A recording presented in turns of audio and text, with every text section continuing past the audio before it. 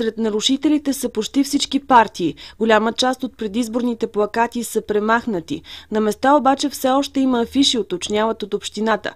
В началото на предизборната кампания много от кандидатите за кмет на морската столица обещаха пред телевизия Варна, че няма да замърсяват града с предизборни плакати.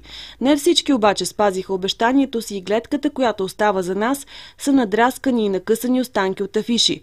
По време на предизборната кампания не е имало санкционирани за поставяне на плакати на непозволени места, посочват от дирекция осигуряване и опазване на обществения ред. Според изборния кодекс, партиите, коалициите от партии и инициативните комитети в срок до 3 дни след изборния ден трябва да премахнат поставените от тях агитационни материали, т.е. до днес. При неизпълнение на това задължение на тези, които представляват партията, коалицията или инициативният комитет, се налага глоба от 1000 до 5000 лева.